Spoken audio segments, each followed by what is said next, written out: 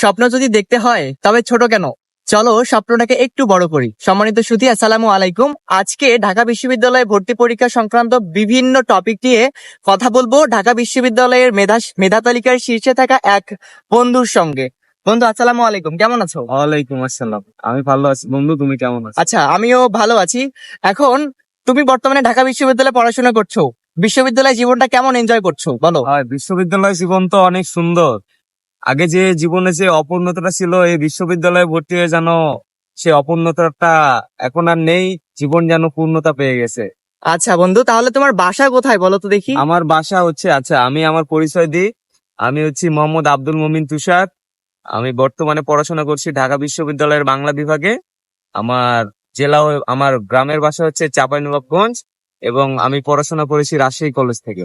আচ্ছা, তাহলে ঢাকা বিশ্ববিদ্যালয়ে ভর্তি পরীক্ষা যে তুমি দিয়েছো, কখন থেকে নিজের প্রস্তুতিটাকে গুছিয়ে নিয়েছো, কোন ডিপার্টমেন্টে পড়েছো একটু যদি বলতে। হ্যাঁ বন্ধু, আমি ছোটকাল থেকেই আমার যারা বড় ভাই ছিল সবার মুখেই শুনেছি ঢাকা বিশ্ববিদ্যালয়ের কথা, বাংলাদেশের যেহেতু সব থেকে ভালো একটি বিশ্ববিদ্যালয় বলা যায়। আচ্ছা তো যখন আসলে আমার বিশ্ববিদ্যালয় প্রস্তুতি শুরু হয়েছিল, মোটামুটি ধরা যায় যে যখন আমি কলেজে ভর্তি হয়ে প্রথম বর্ষ থেকে, তখন থেকে মনের মধ্যে একটা আকাঙ্ক্ষা পুষে রেখেছিলাম যে যেমনি হোক আমাকে ঢাকা বিশ্ববিদ্যালয়ে ভর্তি হতে হবে, আমাকে সেখানকার একজন গর্বিত স্টুডেন্ট হতে হবে। আচ্ছা আচ্ছা সেক্ষেত্রে আমি এইচএসসি প্রথম বর্ষ থেকেই ঢাকা বিশ্ববিদ্যালয় কেন্দ্রিক বিভিন্ন যে বইপত্র গুলা ছিল সেগুলাই টুকটাক নাড়াচাড়া করতাম, ওগুলাই দেখাশোনা করতাম।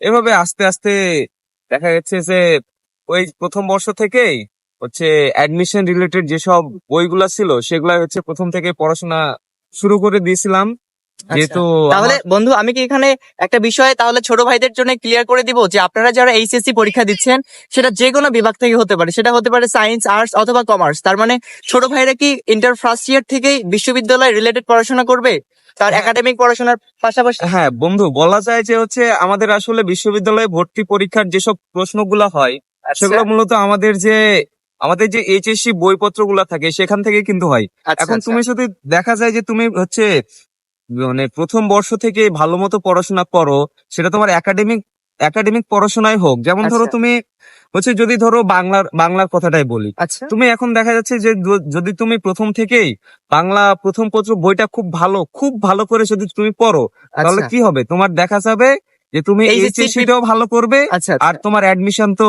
হয়ে গেল। আচ্ছা কেননা আচ্ছা, তোমার তার মানে এক ঢিলে দুই পাখি হ্যাঁ, মারার এক মতো ঢিলে দুই বিষয়টা। পাখি মারার আচ্ছা মতো। আচ্ছা। আর সেক্ষেত্রে তোমার বাংলার ক্ষেত্রে বলো আর ইংরেজির ক্ষেত্রে বলো, আচ্ছা দুইটা আচ্ছা। কিন্তু একই। তুমি বাংলা প্রথম পত্র দ্বিতীয় পত্র, ইংরেজি প্রথম পত্র দ্বিতীয় পত্র, তুমি প্রথম থেকে ভালো মতো পড়াশোনা করো, বইয়ে যেসব জিনিসগুলো আছে তোমার একাডেমিক পড়ায় তুমি ভালো করে পড়ো, দেখবা যে অ্যাডমিশনে ঘুরে ওগুলাই আসবে। আর সাধারণ জ্ঞানের ক্ষেত্রে ব্যাপারটা বলা যায় যে টুকটাক আসলে একজন স্টুডেন্ট হিসাবে আমাদের আসলে এটা করা উচিত যে নিয়মিত নিউজ পেপার পড়ার একটা অভ্যাস তৈরি করা। আচ্ছা, তার মানে সেটা হতে পারে প্রথম আলো অথবা হ্যাঁ, যে কোনো any kind of newspaper. It's only for GK, I mean general knowledge. কারণ ঢাকা ইউনিভার্সিটি ভর্তি পরীক্ষা কিন্তু আপনাকে আমরা কিন্তু আজকে মানবিক বিষয়ে ঢাকা বিশ্ববিদ্যালয়ে ভর্তি পরীক্ষার জন্য কথা বলছি। তো সেদিক থেকে বন্ধু বলছে যে মানবিক বিভাগে আপনারা যারা প্রস্তুতি নেবেন, আপনাদের সবাইকে অবশ্যই রেগুলার নিউজ পেপারটা পড়তে হবে। কারণ আপনাকে আসলে সিলেবাসটা বুঝতে হবে যে ঢাকা বিশ্ববিদ্যালয় মানবিক বিভাগে পরীক্ষা দেবার জন্য আপনাকে কোন কোন সিলেবাস গুলো আসলে পড়তে হবে, বা কোথায় কত মার্কের পরীক্ষা দিতে হবে, এই বিষয়গুলো, তাই নয় কি? হ্যাঁ তাই। তো সেক্ষেত্রে জিকে তে কত মার্ক ছিল?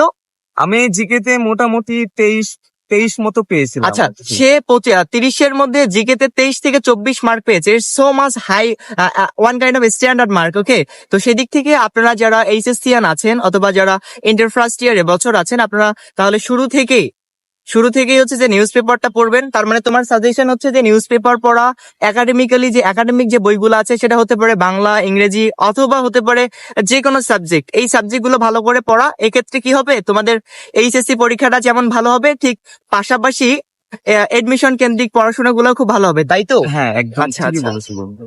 তো সেদিক থেকে তোমার বিশ্ববিদ্যালয়ে জীবন কেমন লাগছে বলো? হ্যাঁ ঢাকা বন্ধু, বিশ্ববিদ্যালয়ে কিভাবে এনজয় করছো? বিশ্ববিদ্যালয় জীবন এখন তো কি বলবো, এখন অনেক ভালো একটা সময় যাচ্ছে। এই যে ধরো ক্লাস করলাম, ক্লাস করে এসে এই যে ধরো কার্জন হলের সামনে বসে এই যে এভাবে আড্ডা দিতে আড্ডা পারতেছি, দিচ্ছি। আচ্ছা আচ্ছা এটা যে কি একটা নিজের মনের মধ্যে একটা স্যাটিসফ্যাকশন, সেটা আসলে আচ্ছা বলে বোঝানো সম্ভব না। আচ্ছা এখানে যখন স্টুডেন্টরা আসবে এখানে যখন বসবে তখনই আসলে সেই জিনিসটা ফিল করতে পারবে আচ্ছা যে আসলে কতটা আনন্দদায়ক একটা ব্যাপার যে এই যে কার্জন হলের সামনে বসে আড্ডা মনের দেয়া। মধ্যে একটা হচ্ছে যে এটা আমার বিশ্ববিদ্যালয়, আমার ক্যাম্পাস, এখানে আমার একটা অধিকার আছে। আচ্ছা এটা অনবদ্য একটা ছোট ভাই অনুভূতি। ছোট ভাইদেরকে একটু চায়ের দাওয়াত তাহলে দাও, যে হ্যাঁ, টিএসসি তে আসলে অবশ্যই। চায়ের দাওয়াত।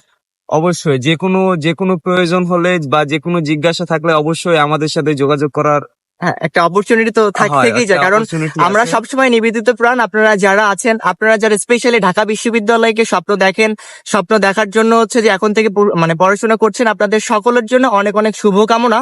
ইভেন আপনাদের জন্য হচ্ছে যে খুবই খুবই হচ্ছে যে একটা অপরচুনিটিজ আছে খুব ভালো কিছু করবার, তবে সেটা ইন্টার ফার্স্ট ইয়ার থেকে যদি একটু ভালো করে পড়াশোনা করা যায়, তাহলে আপনার যে কোনো বিশ্ববিদ্যালয়ে ভর্তি পরীক্ষায় কেউ ঠেকাতে পারবে না। বন্ধু, তুমি কি জানো যে তোমার অনেক ফ্রেন্ড তারা চান্স পায় নাই? কারণটা কি বলো তো?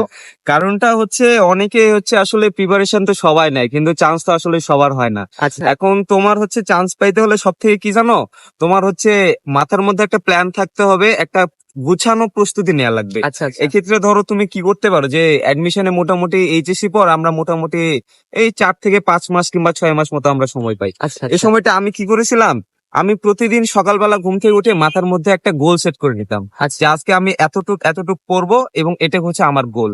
এবং আচ্ছা। আমি যখন দেখতাম যে আমার গোলটা ফুলফিল যতক্ষণ না হয়েছে ততক্ষণ আমি সেটা কমপ্লিট না করা পর্যন্ত আমি কিন্তু উঠি নাই। আচ্ছা আমি আচ্ছা আমার গোলটা আগে ফুলফিল করেছি এবং আচ্ছা সে গোলটা পূরণ করার জন্য আমি নিজেকে কিন্তু রিওয়ার্ড দিয়েছি। আচ্ছা আচ্ছা সেটা হোক আমার পছন্দের কোনো খাবার হোক বা আমার পছন্দের মতো কোনো একটা জায়গায় ঘুরতে যাওয়া হোক, আমি কিন্তু সেটাকে রিওয়ার্ড দিয়েছি। আচ্ছা আচ্ছা এক্ষেত্রে কি হবে যে প্রতিদিনের এই যে গোল সেট করা প্লাস হচ্ছে গোল অ্যাচিভ করা, এক্ষেত্রে কি হবে যে তোমার হচ্ছে গোল সেট করা, এই যে গোল পূরণ করা যে একটা মানসিকতা, আচ্ছা এটাও যেমন আসবে প্লাস তোমার তো পড়াশোনা তো একটা প্ল্যান করে করলে কিন্তু হচ্ছে মানে পড়াশোনাটা ভালো হবে। আচ্ছা।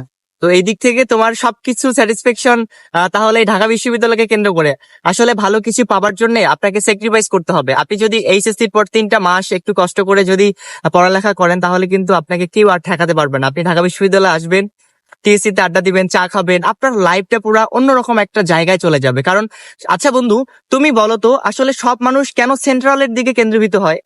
সেন্ট্রালে কেন্দ্রীভূত হওয়ার অন্যতম কারণ হচ্ছে এখানে যে সুযোগ সুবিধা বা এখানে আসলে আসলে লাইফটাকে আসলে খুব ভালো মতো বোঝা যায়। আচ্ছা, তোমার কাছে কি মনে হয় যে রাজশাহী ইউনিভার্সিটি থেকে আসলে ঢাকা বিশ্ববিদ্যালয়ে পড়াশোনা করাটা খুবই ভালো? খুবই ভালো বলতে আমি রাজশাহী ইউনিভার্সিটিকে ছোট করছি না, তবে এখানে ঢাকা বিশ্ববিদ্যালয়ে পড়লে তোমার কি হবে জানো, যে তোমার যে এই যে হিউজ পরিমাণ একটা বন্ডিং তৈরি হবে, প্লাস তুমি হচ্ছে একটা রাজধানীর মধ্যে থাকলে তোমার প্রতিযোগিতাটা বোঝা যায়। হয় প্রতিযোগিতা, আচ্ছা, আচ্ছা। আসল প্রতিযোগিতা বোঝা যায়। আচ্ছা তোমার আচ্ছা জীবন হবে গতিশীল, আচ্ছা তুমি বুঝবে যে আসলে মানে জীবনে আসলে সত্য বলতে আমি রাজশাহীতে প্রায় 2 থেকে 3 বছর থাকছি। ওখানে কি হয়, রাজশাহীর পরিবেশ তো অনেক সুন্দর। ওই সময় একটা কি হয় জানো, যে হচ্ছে ধরো মনের মধ্যে একটা মানে একঘেয়েমিতে চলে আসে, মনে হয় যে হচ্ছে একটু আড্ডা দিই, একটু ঘুরি, এই করি ওই করি, আসলে পরিবেশটা ওরকম। কিন্তু ঢাকার মধ্যে আসলে কি হবে যে তোমার আসলে আশেপাশে যে তুমি এত প্রতিযোগী দেখবা না, তোমার ধরো অন্যকে দেখে তোমার মনের মধ্যে একটা ইন্সপায়ারেশন মানে একটা ধরো ইন্সপায়ারেশন কাজ করবে যে ও পড়তেছে বা ও এই কাজটা করতেছে, ও এত ভালো করতেছে, আমারও আচ্ছা তাহলে করা লাগবে। আচ্ছা, তার মানে তুমি কি বলতে চাচ্ছ যে প্রত্যেকটা মানুষকে আসলে সেন্ট্রাল মুখী হতে হবে? হ্যাঁ অবশ্যই, কারণ এখানে বিভিন্ন ধরনের অপরচুনিটিস আছে আপনার মেধার বিকাশ ঘটবার জন্য। স্পেশালি ঢাকা বিশ্ববিদ্যালয়ে এমন কোনো কিছু মনে হয় বাদ নাই। সব সেক্টরে আপনি নিজেকে আসলে এক্সপ্লোর করতে পারবেন, নিজেকে ইনভেন্ট করতে পারবেন। তো সেই দিক থেকে ঢাকা বিশ্ববিদ্যালয়টা মাস্ট। আপনারা যারা আমার এই ভিডিওটা দেখছেন, অবশ্যই এখন থেকে স্বপ্নটাকে লালন করেন, স্বপ্নটাকে বড় করেন, যাতে আগামীতে ঢাকা বিশ্ববিদ্যালয়ে আপনারা চান্স পান, ইভেন টিএসসি তে বসে একসাথে আড্ডা দেওয়া যায়, একসাথে চা খেয়া যায়। তো ততক্ষণ পর্যন্ত ভালো থাকবেন বন্ধু, বিদায় নাও। হ্যাঁ। তো ছোট ভাইরা, আমরা তোমাদের প্রতীক্ষায়, তোমরা আসো, একসাথে আড্ডা হবে, দেখা হবে।